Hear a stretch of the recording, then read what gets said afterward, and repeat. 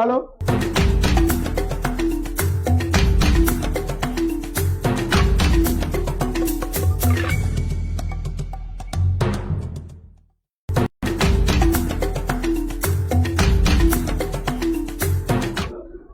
Hello, greetings, wonderful viewers, wherever you are. Welcome to Atlantic TV, the home of TV revolution. As always, we are located right here in little smiling coast, the Gambia.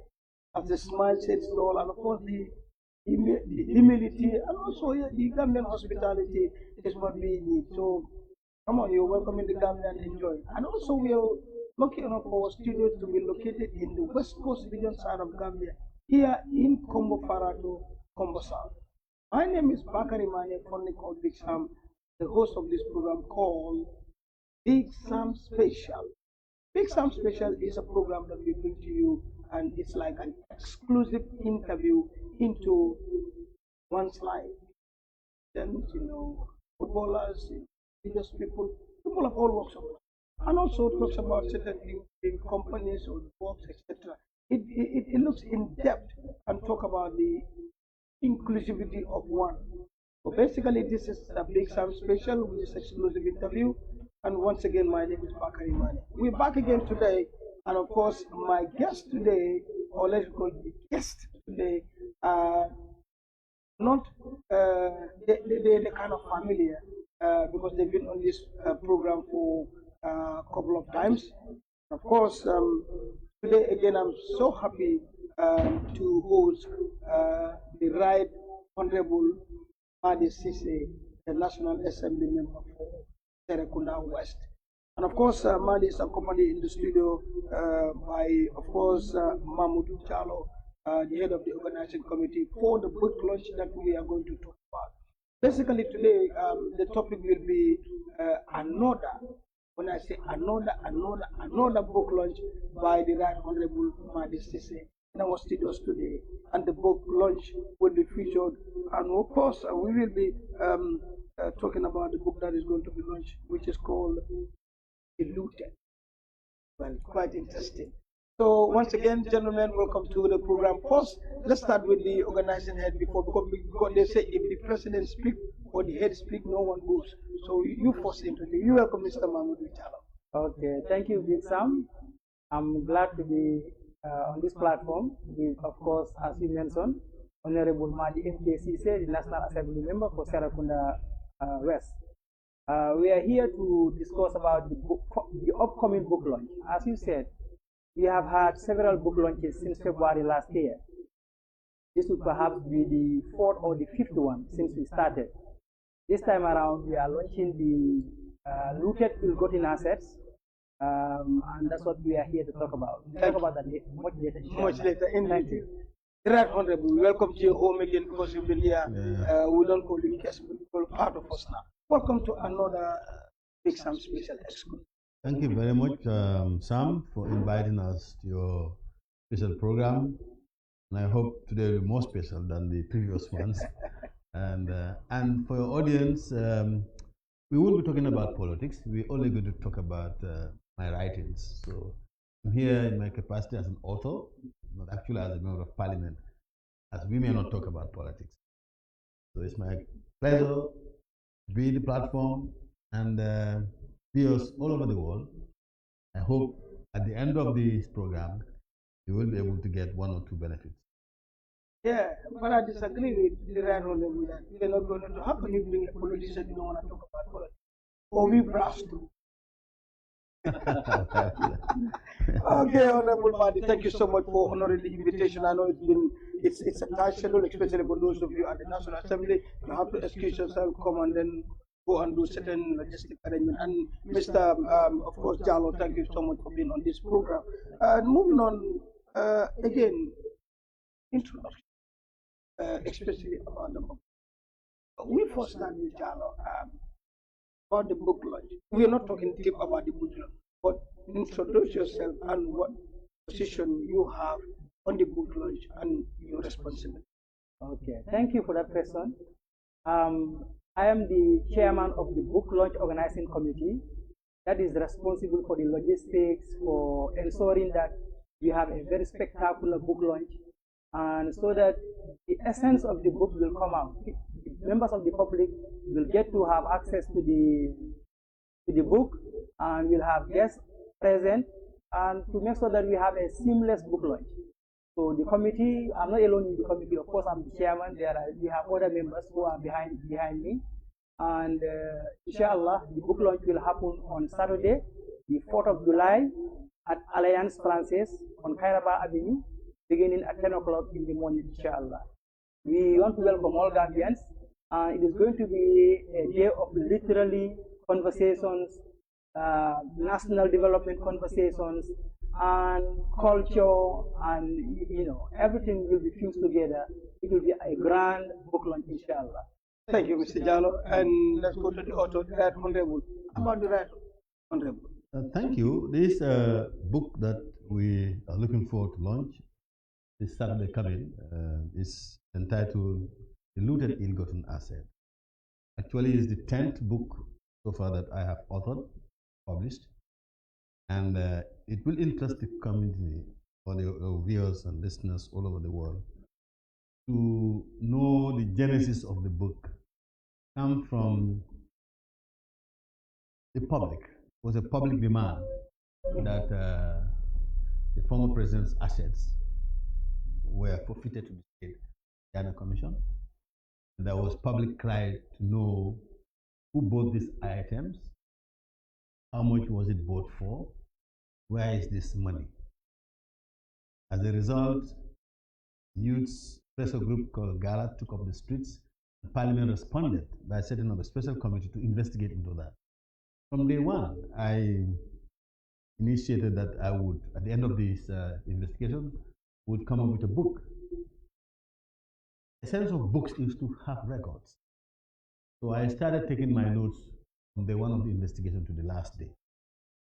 Now, whoever wants to know how much was the forfeited goods of Germany amounted to, who bought them, where is the money, just grab a copy. And you got it. You will get it. Okay. And you can get it at the Timbuktu right now, even before the lunch. Oh, right now it's available at Timbuktu. It's available at Timbuktu. At Fajara. At Fajara, yeah. But we'll go into the details of not really give the whole detail, but then synopsis of the book. Yeah. And like I said, it's the 10th book. We may also have a flashback. Yeah, we will. Exactly. Fantastic. Honorable. I take you back. Proper introduction to our students and viewers out there.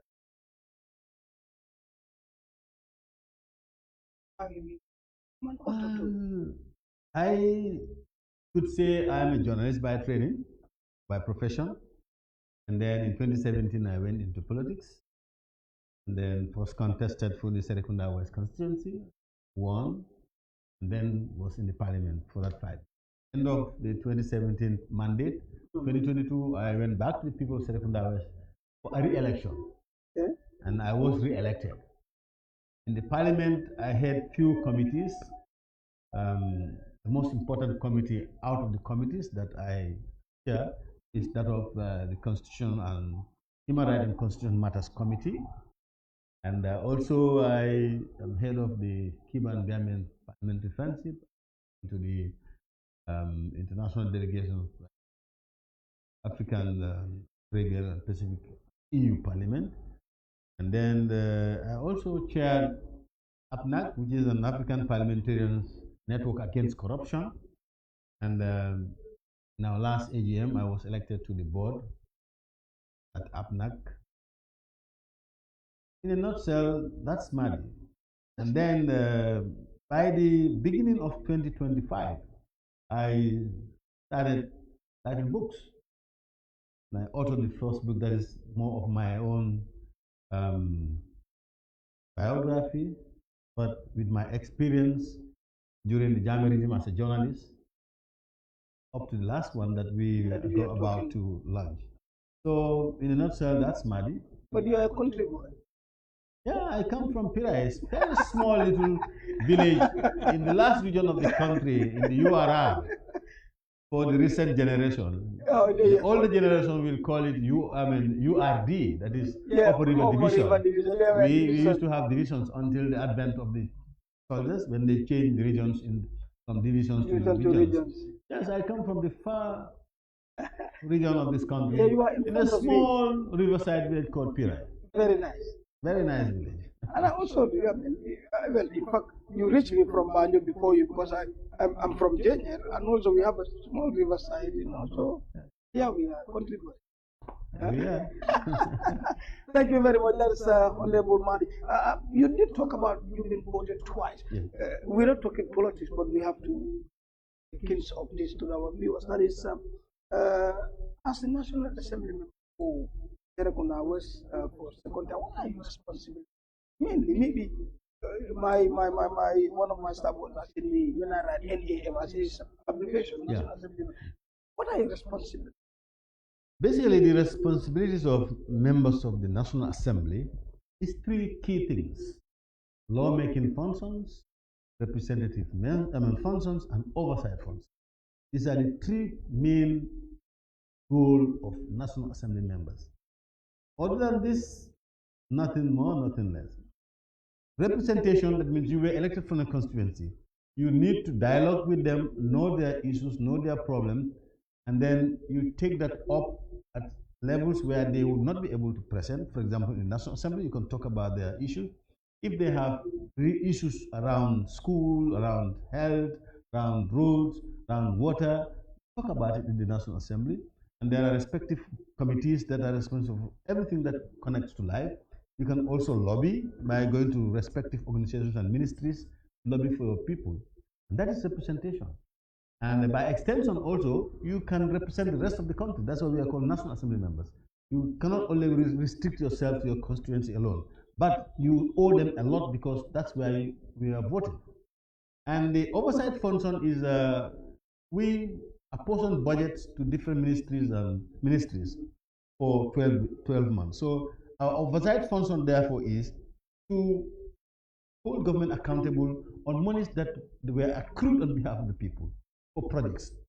We look at those projects and see how far have they gone, have they met the relevant stages according to the expenditure of money, are the money spent on the right way. That forms kind of oversight function of a government, that is the executive. And then the last one, which could also be the first one, that is our law-making functions. Countries cannot go without laws. One of the key role of us is to make laws, and these laws come by way of bills. Government bill proposing a law, or a private member's bill proposing a law, or a committee bill proposing a law. These laws must come to the parliament. Parliament must agree and approve them before they can be laws. But then the president has a role to assent to it. Once we are done with it, it is sent to the president for assention, and the president can assent or can return it back to the parliament with some suggestions. That does not mean that parliament has to comply with the president's suggestions. No.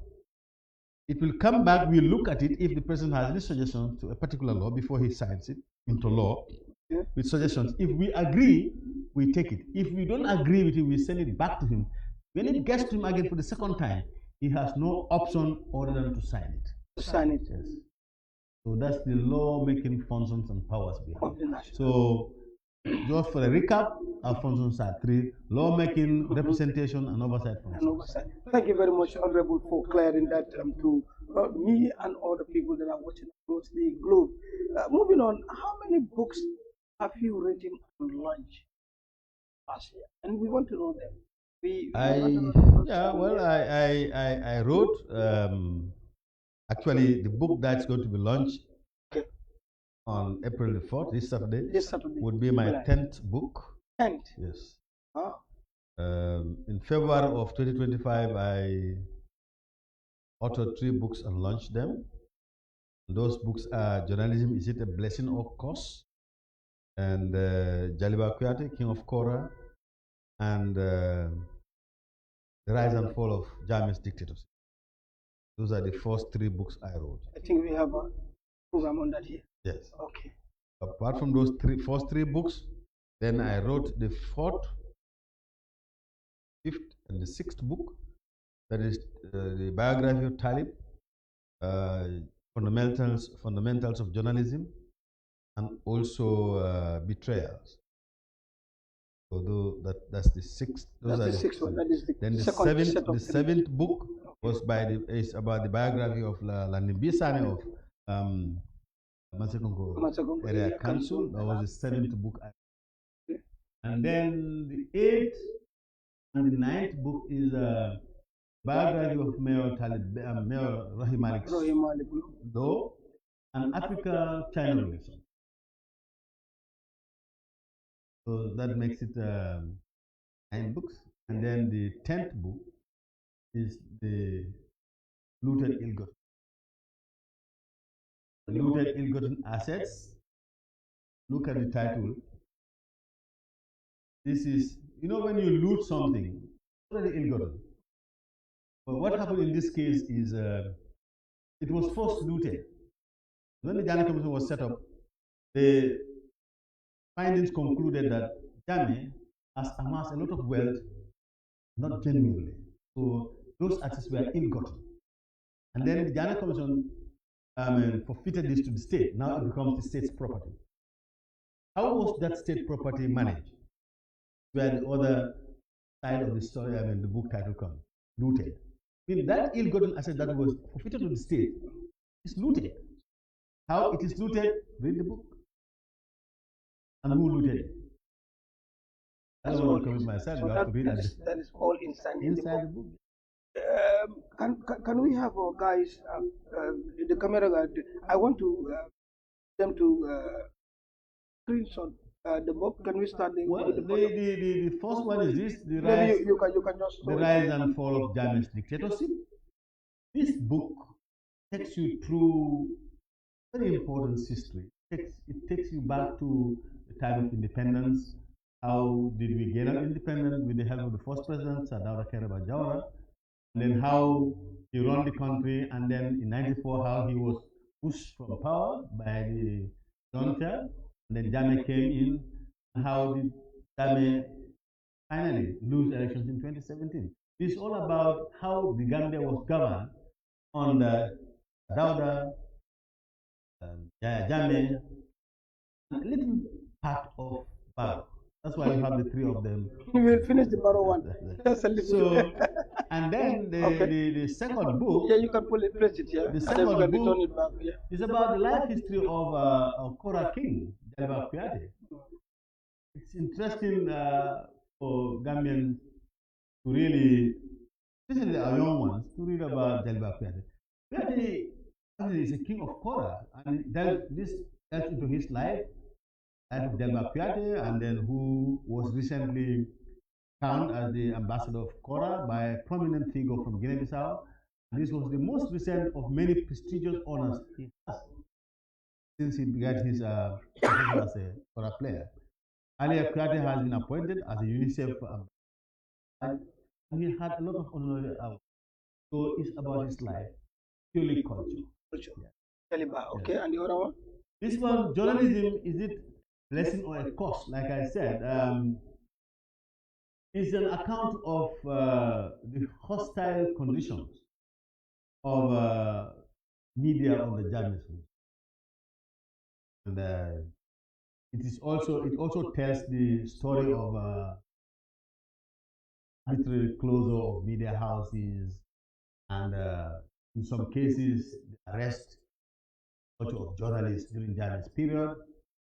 This book also reveals that me, as an author, was the president of the Gambia Press Union and the general manager of independent newspaper, a critical man during Jammeh's time. I was also subjected. So the story actually tells the Gambia's media landscape during those periods, which is really very hostile circumstances. Yes. So these are the first three sets. Then I also put together another 3 sets of books, fundamentals of journalism. This is actually a small handbook for any practicing journalists who really want to do this. It tells you the tenets of journalism. in the 12th, helps you. Just like a small book that can guide you, go through your work. And then, as your talent, Suda, or mayor of Kanifi municipality, is the fifth book that I wrote.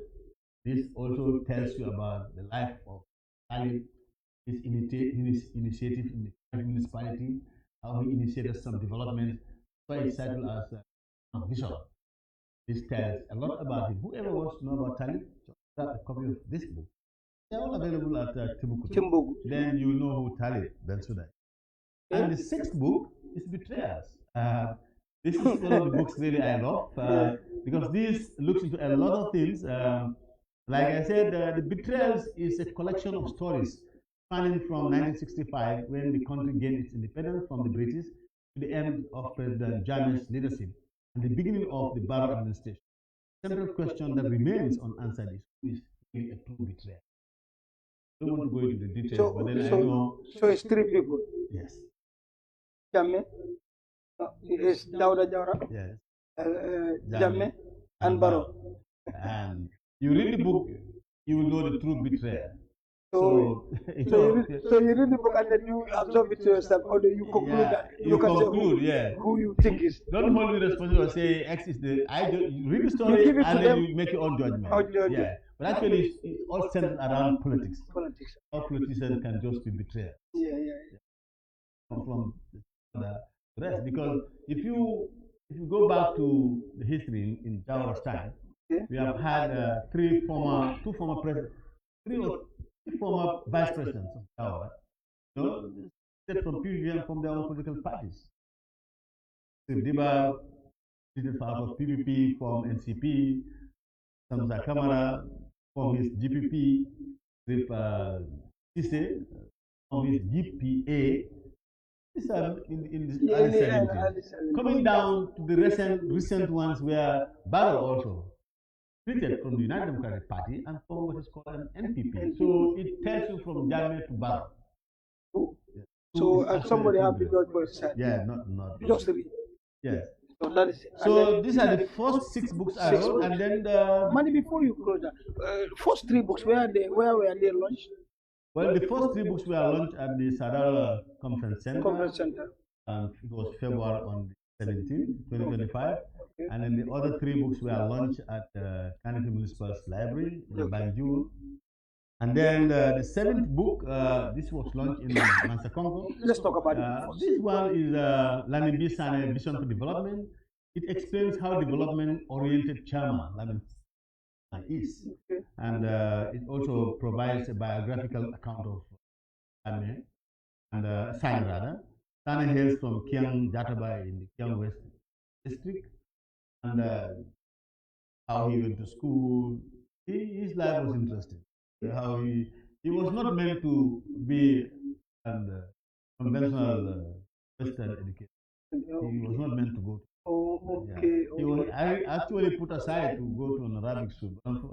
Unfortunately, he went to Western school with the help of one of his uncles at an age when he's old. But he managed. You read the book, you know that he went to school late, but he really was a fast learner and went into politics.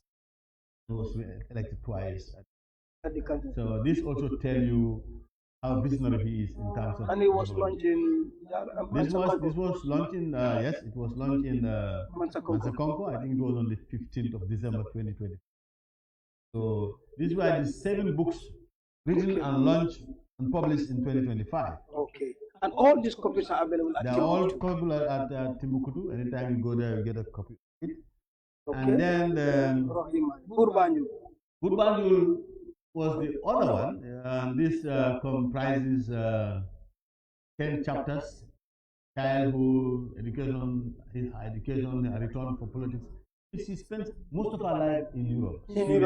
Particularly in Sweden. And then at one point in time, whilst in Sweden, she used to be a big activist as far as bringing Jammeh down is concerned. She really played a key role in that. And the book tells you about his life. Interestingly, he grew up in a political house. father was the 8th mayor of Banjul, and she becomes to be the 16th mayor of Banjul. Wow. From 1939. So 8 years apart. Yes. From 1939, not actually 8 years, more than that, because some mayors are 2, 3, 4 years. But at least 8 mayors in between. But the actual title of mayor started with her father, which is the 8th one. From Mr. Malik. Yes. Malik Law. In 1939, late Jahoba was the first head of the municipality in Banjul. The title was not a mayor at that time. Okay. Because Banjul City Council didn't have reached that level. And then more and more came until when his father came, that was time there was elections, then he was elected as the first mayor of Banjul City. Then in the hierarchy, he's the 8th leadership of Banjul City Council. So it's also very interesting. Was it launched? It was launched on 3rd June 2026 at the Sararas Conference Center. And the same 3rd June, this 8th book or the 9th book also was launched. And the same day, but different time. This one was launched in the morning at Sadar Conference Hall, and this one the same day, 4 p.m. it was launched at the National Assembly. Since I have used several books and part of the National Assembly, I decided to take this to my home. Yeah, that's your home. So it was launched the same day as the other one was launched on the 3rd June 2026.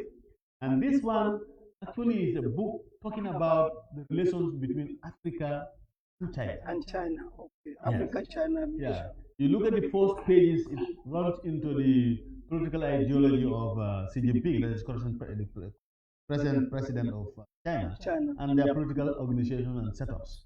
And then the rest of the pages go into how China has been interacting with Africa from the East Central in different strata of development, whether it is railways, whether it is roads, whether it's bridges, different talks about that.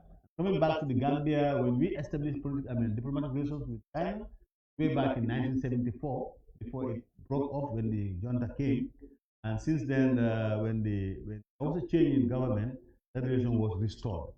But actually, China has been, relating with Africa for over 70 years.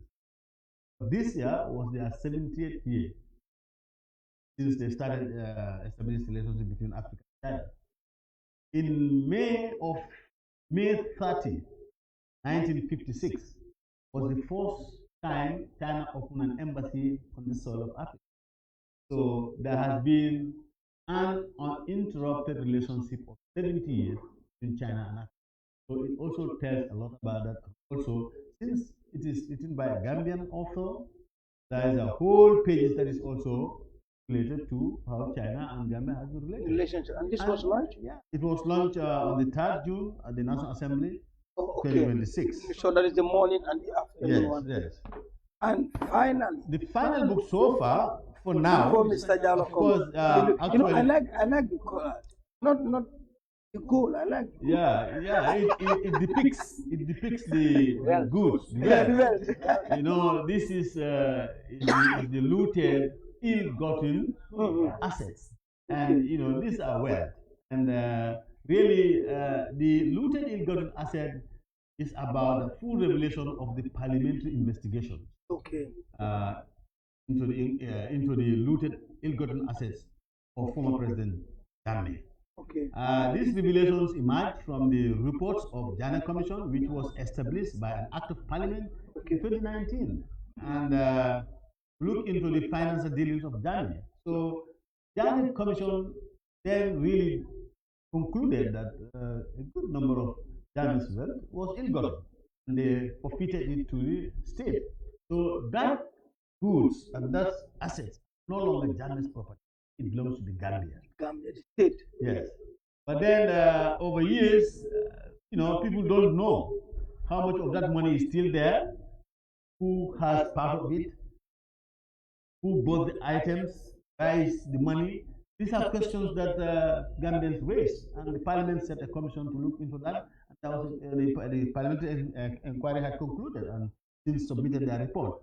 As part of that committee, vice chair of the committee, I decided to take notes at the end, wrote my own version of the story. So whoever wants to know how much was Chavez's assets valued, where is the money, how much has been paid, who has bought what, and who has appeared before the commission, a special committee of inquiry. We have had public hearings. A lot of people have come before us, and then we've also collected statements from a lot of people who did not appear before us. So all in all, as a full revelation. This copy, like I said, is also this book will be launched Saturday, 10 o'clock at Alliance Francaise along Caravan. Next to Serekunda West Mini Stadium. Yeah. Wow, quite a remarkable one and a very in-depth of the book. Well, to be honest, Honorable did within a span of a year, about 10 books that we are talking about here. You've been talking, let me take a break and go to the, because now we reach the looted book. Mr. Jallo, as the head of the organizing committee, Mahmoud, this launch is scheduled for Saturday the 4th at Alliance Francaise, Caraba Avenue. Tell us all how is the preparation like, everything leading to on Saturday as the head of the Okay, thank you, Big Sam, for that question. So far, so good. All the preparations have been set. We are ready to launch on Saturday morning, inshallah, 4th of July, 10 o'clock at the Alliance Francaise on Kairaba Avenue. As Honorable said, the book was written after public interest in the assets of former President Yahya Jammeh. But we know that there are many parliamentary reports that people don't have access to. They are there, but people are not interested. Mostly there's not much public interest in getting parliamentary reports and reading them. I think what Honorable did here, to write this in the form of a book and make it available to the public, will make it historical fact, and it will make it available to authors, will make it available to investigators, to students, and anybody. And it's going to be in the historical archive. Anybody who wants to make research and know about what happened, they'll be able to, once they get the book, they'll get all the information that they need.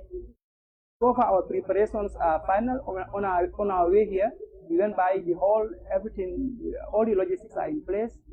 We have an interesting mix of guests. I think you'll be interested to know that our chief guest of honor is Honorable Usainu A.N.M. Dabo.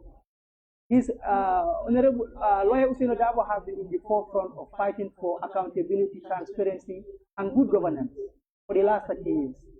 So this book deals with that aspect of our historical life, the Gambian life. So we thought it was very, very important to have Honorable Lawyer Usainu Dabo to be the chief guest of honor, and we'll have Madi Ceesay of the Edward Francis Center for Rights and Justice. Yes, for Rights and Justice. He will also deliver remarks at the launch. Then our chief launcher is Sukembai Boja. I think many of us, when we are going to school, we read books written by Dembo Fanta Boja and Sukembai Boja, and it is befitting when we talk about the Gambian literary landscape to bring back somebody who has been part of the Gambian literary landscape for the last 60 years, to bring them back to the public so that they'll engage with the public. And yes, and the members of the parliamentary committee who did the investigation with Honorable Madi Ceesay are also all going to be there, from the chairman to all the other members. And friends, well-wishers will be there. And we'll have poetry, entertainment, and we'll also have Kora entertainment. So the venue is, the event is going to be jam-packed with literally conversations on governance, on the political situation in the Gambia, and also we'll also have entertainment through poetry and also through cultural performances by Jelly Keba. Oh, wow, quite an interesting in detail of the program, and of course we promise that Atlantic TV will be definitely covering as usual. And inshallah, well, you watching Big Sam Special. That's an exclusive interview on Atlantic TV, the home of TV Revolution. And we are live here with Honorable Madi Ceesay, of course, the National Assembly member for Serekunda and Minister on the book launch in Luton. And the most important message, Mr. Jallo, you have for audience regarding the Okay, that's a very good question. The most important message for the audience is they need to turn up. They need to show up and turn up and buy the book. What happened? What is the problems that led to the parliamentary inquiry cannot be brushed under the carpet. People must be aware. If we have to grow and change as a nation, we must be able to know what happened in the past. History is a good reflector to know where we are heading. If if the parliament undertake this important task, they came out with their findings, and these findings are recorded, but the public is not engaged, the public is not aware, then the use of those parliamentary investigation is very, very minimal. So to make this well known, people need to engage with people need to come out, hear from the actors. We are going to have civil society actors. We'll also have gala represented there, and we'll have a broad spectrum of the public who will be there, and it will be interesting for the members of the public to go there, engage, listen, participate in the launch, and so that tomorrow the Gambia could learn from these lessons, and we will prevent such things happening again. Imagine assets were looted, and then when they were forfeited to the state, the procedure that it went through is questionable. So I think people have a lot to learn about in this book, and therefore I urge and I hope the public will come out in large numbers to attend the book launch, inshallah, on Saturday, July 4th at 10 o'clock at Alliance Francaise along Kairaba. Thank you, Mr. Jallo. And the Right Honorable, I'll give you this time an open question. It's like maybe during the interview, I might not ask something that you feel is relevant for our audience. You can talk to them. Well, what I want to tell the audience is, by an act of Parliament, any book that is published by law, you must deposit 2 copies in National Library. 2 copies. 2 copies. Meaning that every book that has been published by anybody, including myself, is 10 books. Each of these 10 books have 2 copies deposited at the National Library. And the reason behind that, behind the lawmakers, is for research purposes. These books will be there, like the chairperson said. You can get this book by researchers, by educators, by students. So they are reference materials that they have access. And the other thing that perhaps you have not asked is, yes, if you want a copy of this, you have to pay $800. So yeah, per copy, either at the launch or at Timbuktu, you go there, you have to pay $800 to pay off the looted, ill-gotten assets. That's what I think missing in some of the questions. Yes. But again, the same question. The most important message, Mr. Ceesay, Honorable, want to tell our audience and viewers regarding the most important message is books are written for people to read. So I would encourage people to read. Of course, there is this saying that Gambians don't read, even though I slightly disagree. No, they say if you want to hide your money, now it is not before, you and our generation, now, get the money, put it in the book. You can even place it on your dining table or anywhere. Nobody. You can go, you can travel to where and come back. It will still be there because they don't have that. So continue. Honestly, I will urge us to, try to be readers. Because if you read, it increases your knowledge. In fact, what I'm going to do now, I'm talking with one teacher. We're going to open a readers club. So if this readers club is opened, already we had 50 young ones people who are going to school. It may go beyond that later. And these 50 young ones will be taking a book. We'll go with them. We'll all be in a one big hall, and we'll go through the pages, books, page after page, so that these young ones try to build the idea and the hobby of reading. So if we are able to have 50 people who are readers, probably it may multiply in the future. That we're going to establish very soon. And as soon as we are done with establishment, we'll also publicize it, the location and where they will be pointed.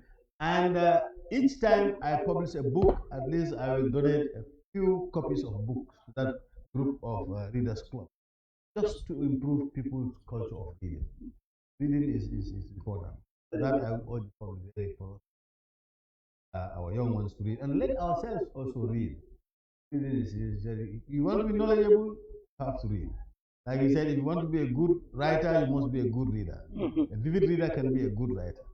So encourage people to read. Very well, fantastic there, and I think that's very, very important. Well, we finally come to the end of this Big Sam special, but Mr. Jallo, I would like to start with you finally. Before we go, what's your final word? My final word is, once again, I want to remind everybody that the launch is on Saturday, 4th of July, and I hope everybody will come out and support the launch, inshallah. It will be an interesting conversation, and we look forward to having everybody at the Alliance Francaise on Saturday, 4th of July, 2026, 10 a.m. in the morning. Don't be late. Thank you, Mr. As for me, yes. I just want to tell the viewers that there are 2 more interesting books in the pipeline, whose drafts are already done. One of them is Corruption in Africa. By extension, Corruption in Africa, yes, and then we'll delve into the crop practices first home here in the Gambia, then we'll extend it to other countries on the continent, and how much corruption is eating into our economies, how far corruption really taking Africa backward. That draft is almost done, and the next book after that is Justice Transcends Border. You may know that there are a lot of people who have committed crimes in this country, into other countries, and they think they are free. They were caught there. Kabul is a former interior minister and country Usman held in Switzerland's prisons for more than 9 years now. So by law in Germany is also locked up, and the guy South Korea is also locked up in America. So that book is telling you that justice transcends borders, no matter what. Commit a crime here, you cross, wherever you go, justice can just pass the borders without any issue. Justice needs no visa, it can transcend borders. So that book, like the life of Sanamaja, also been caught and brought in the Gambia. So that book is going to give you scenarios like that, and court cases of both Sana, Sang, and Songkot. Those 2 books are in the pipeline. They may be the first books to be launched in 2027. And that means we are counting 12. We'll be counting 12. 7 years. Finally, Honorable, before we go. Finally, well, since you say you cannot bring a politician here without talking about politics, I want to conclude with some political remarks. Okay, no problem. Go ahead. It is very disheartening, the video that is going viral when our law enforcement agents, particularly the immigrations, how they have manhandled the political leader, that is Keba Madi Ceesay, who is the leader of the NDP, is really uncalled for. And our security people should learn, to be very much aware that history is writing. Whatever they do is going down into history. And tomorrow it may haunt them. What had passed here during the Jammeh's regime, we thought it will never come back. But what we are seeing now is a resurfacing of such acts. And secondly, the level of criminality in this country, especially taking people's life, is just unbearable. Almost every 2 other days, somebody is killed. I think what the government should have done now is to make sure that a special criminal division created to fast track cases of this kind of nonsense killings of human beings. That's the only way we can cope. The laws are there, but their cases should not really drag on for years now. They should just create a special court so that you kill somebody, your case is fast tracked. The conclusion is done, and whatever the law says, that's what. I have heard people saying that they should bring back the death penalty. The death penalty is still here. It hasn't gone anywhere. It's here. It's not repealed. Every now and then you've seen judges are sentencing people to life. What happens with death penalty is when a judge found somebody guilty and a judge that he should be killed, the person will remain in the cells until when the president signs what is called his death or whatever, death something. There's something that the president has to sign before they can commit actually that person to killing. Yes. So the death penalty is here. Is the president that is not acting on that? Yes, but it's here. The judges are sending people to death. Although people with human rights lenses are calling for the repeal of the death penalty, so that those who commit things that are very equivalent to killing them can be sent for life imprisonment. But that is not yet materialized. As we speak now, the death penalty is in our books. Still there. So the president is not signed? Yes. I think these are two things I really want to express my concern. The rampant killing should put a stop in it. And governments should really find out why is this rampant killing going. Is it because of idleness? Is it because of drugs? I want to believe they are drug related. People with their 5 common senses will just keep on killing. And it is all knife killing. No gun, no nothing. It's cutlasses and knives. So something must be wrong somewhere else. If it is drug related, I think government has to enforce that and stop it. Because if you stop the causes, then the actual act will not happen. If the causes are not treated, it will keep repeating itself. So the fact that now the killings are repeating itself constantly, meaning that we have not addressed the causes. Now government should really try to address the cause. Thank you. What a wonderful program. Well, in the beginning, the Honorable said this is going to be a special one. For the program will be some special. Indeed, this is a special one. We touch base on everything. Well, thank you very much, wonderful viewers. We finally come to the end of this episode, Big Sam Special Exclusive Interview. Meanwhile, big thanks to Mr. Mobudu Chalo, our chairman, head of the organizing committee for the book launch, and of course the Right Honorable Madi Ceesay, the author, and also the Honorable Member for Serekunda West for Commit. Always you are welcome here every time. And a big thanks to the studio assistant Lucy, Yasin, Hadi, Lalia, of course one of our staff there, Edu, my favorite cameraman, and of course Mata, Jude, Naiga, head of the. From me, Big Sam, thanks for watching. We'll be back with more interesting one on this platform called Big Sam Speak. On that note, thank you and bye.